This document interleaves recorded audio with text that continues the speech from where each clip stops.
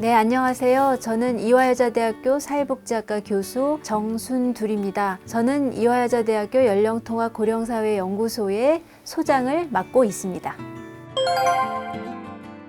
연령통합이라는 개념을 간단하게 소개해 드리면요. 연령이라는 것이 기준이 되지 않는 사회를 의미합니다. 우리 사회는 연령으로 인한 기준이 상당히 많이 있는데요. 예를 들면 이제 나이가 되면 사회에서 은퇴를 해야 된다든가, 일정 연령이 되면 나이가 너무 많아서 이런 것들을 하면 안 된다라든가 하는 차별적인 그런 요소들을 많이 가지고 있습니다. 연령통합은 이러한 차별을 철폐하고 어떤 나이에든지 사회에 참여하고 자유롭게 어울릴 수 있는 그런 사회를 만들자라는 의미를 가지고 있습니다. 제가 연령통합이라는 단어에 주목하게 된 것은 우리 사회가 너무 연령을 중심으로 나누어져 있다라는 생각을 하게 되었습니다. 젊었을 때는 공부를 해야 되고, 공부를 한 다음에는 취업을 해서 돈을 벌고, 취업을 해서 돈을 번 다음에는 은퇴를 해서 여가를 즐겨야 하는, 이렇게 이제 연령 분절적인 사회 시스템의 문제가 있다라고 하는 생각을 하게 되었고요. 고령화가 되면서 이제 노인들이 그들의 어떤 그 자원이라든가 이런 것들을 활용해서 충분히 사회에 기여할 수 있음에도 불구하고, 예를 들어서 100세를 사신다 그러면 거의 60세 퇴직한 것을 가정해 봤을 때 40년을 아무것도 하지 않고 지내셔야 하는 그러한 문제를 생각하게 되었습니다. 그래서 우리 사회가 이런 어르신들을 좀 받아들이고 연령과 관계없이 이제 이들이 기회를 가질 수 있는 사회 시스템을 만드는 것이 중요하다고 생각을 해서 이 주제에 주목하고 연구를 시작하게 되었습니다. 유럽이라든가 미국에서 고령화에 대한 문제를 해결하기 위해서 노인만을 위한 것이 아니라 모든 사람들을 위한 정책으로 가야 된다라고 하는 것을 강조하기 시작했습니다. 특히 이제 미국 같은 경우에는 백악관 회의라고 하는 것들을 이제 열게 되는데, 그런 회의에서 좀 더 세대를 통합하면서 연령 통합적으로 갈 수 있는 그런 방안들을 생각하게 되었고요. 퇴직에 있어서의 연령을 없앤다라든가 하는 개념들로 나타나게 됐고, 제도들이 그렇게 변화해 가고 있는 모습들을 보여주고 있습니다. 우리나라 연령통합 이행사항은 준비 단계라고 말씀드려야 할 것 같아요. 저출산 고령사회 기본계획이 이제 4차 계획으로 수립이 되었는데요. 그때 비로소 이제 연령통합이라는 단어가 그 계획 속에 들어갔습니다. 그런 연령통합 사회가 되기 위해서 우리 사회의 시스템과 제도들, 그리고 사람들의 인식을 어떻게 바꾸어야 할까, 그것들을 실현하기 위한 여러 가지 준비가 있어야 하는 그런 단계로 이해하시면 될 것 같습니다.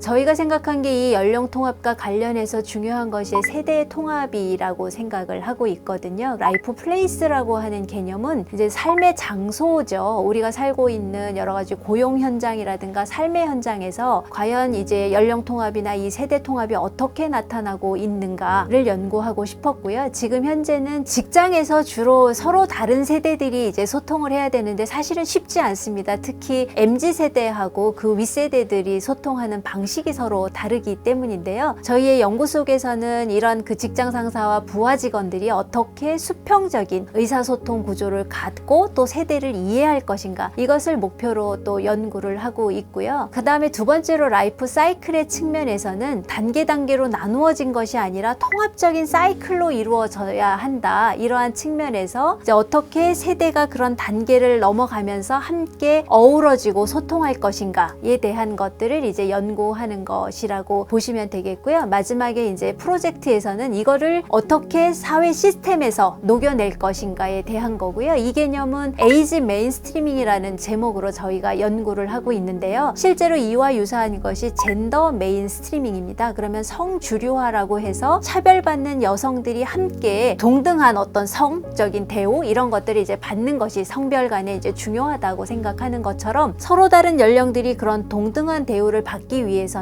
좀 더 이제 열악한 대우를 받고 있는 어떤 노인 계층을 중심으로 어떻게 형평성을 이루어 갈 것인가, 이런 것들을 이제 저희는 에이지 메인스트리밍이라고 하면서 사회적으로 제도화하고 싶은 것이 이제 저희의 목적입니다.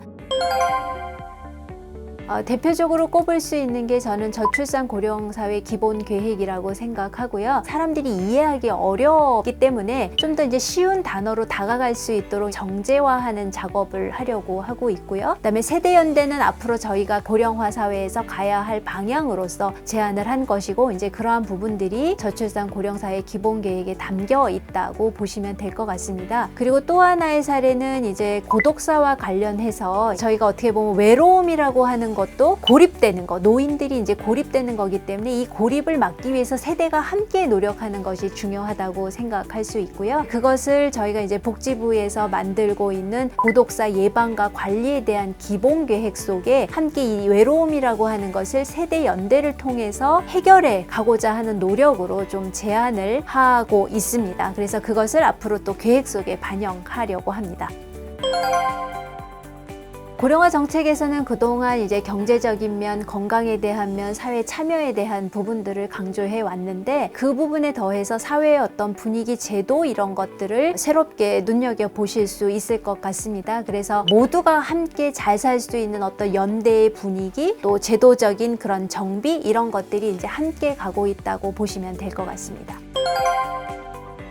세대 연대를 위해서 의사소통이라든가 미디어라든가 커뮤니케이션의 역할이 굉장히 중요하기 때문에 저희 학교의 안순태 교수님께서 언론홍보 영상학부에 계시는데 함께 참여하셔서 연구를 하고 있고요. 또 이제 사회학적으로 에이지 메인스트리밍이라든가 이런 부분들을 저희가 이제 함께 제도화하기 위해서 충남대에 계시는 김주연 선생님께서 또 함께 하고 계십니다. 그리고 사회과학적인 것도 중요하지만 이제 자연과학을 하시는 산업공학과의 박범 교수님 아주대학에 계시는데요. IT 기술을 통해서 실현하기 위한 그런 연구를 또 함께 진행하고 있습니다. 해외에서도 저희가 함께 하고 계시는 분이 이제 미국에서 University of South Florida에 계시는 교수님께서 또 함께 하고 계시는데요. 한국인이시면서 이제 미국인이신 박난숙 교수님이 계십니다. 그래서 이런 분들과 함께 저희가 연구를 계속해 나갈 계획입니다.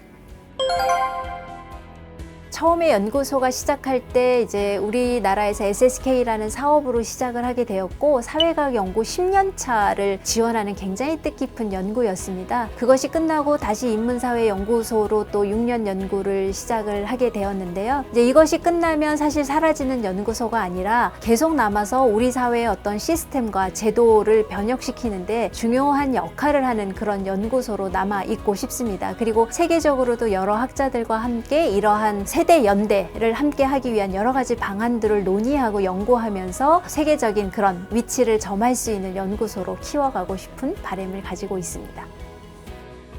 네, 안녕하세요. 저는 이화여자대학교 연령통합고령사회연구소의 이아영 전임연구원입니다. 네, 안녕하세요. 이화연령통합고령사회연구소의 전임연구원으로 있는 이하나라고 합니다.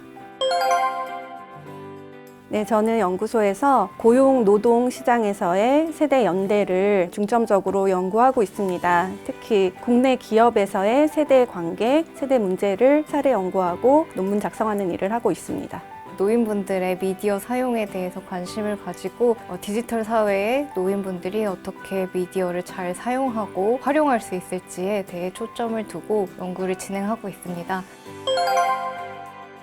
제 생각에 아쉽게도 젊은 층에서는 세대 연대에 대한 관심이 굉장히 적은 것 같아서 그 부분이 가장 아쉽습니다. 사실 한국 사회의 인구 고령화가 굉장히 큰 사회 문제이고 정책적으로나 시스템적으로 많은 변화가 필요한 사안인데, 젊은 층에서는 노인에 대한 인식 개선이라든지 일자리에서의 차별 철폐, 그리고 연금 문제, 이런 다양한 문제들에 있어서 관심이 많이 적은 것 같아서 그 부분이 가장 아쉽습니다. 특히 신진학자로서 갖고 있는 문제는 사실 30대, 40대 이런 식으로 세대를 구분하는 데에 문제가 있다라고 생각을 하고 있고요. 왜냐면 지금의 60대와 10년 후의 60대 그리고 10년 전의 60대는 서로 다른 라이프 스타일을 가지고 있는 세대로서 가지고 있는 생각과 가치관도 다른데, 그럼에도 불구하고 현 사회는 그런 것을 인지하지 못한 채 그냥 노인 그리고 청년 이런 식으로 세대를 구분하고 그 세대 간 갈등을 줄여야 된다라고 고만 강요를 하고 있는 것 같아서 그 부분이 신진학자로서 안타깝고, 연령이라는 것에 대한 의미를 다시 한번 해석해보고 점검을 해봐야 하지 않나 라는 생각을 가지고 연구를 진행하고 있습니다.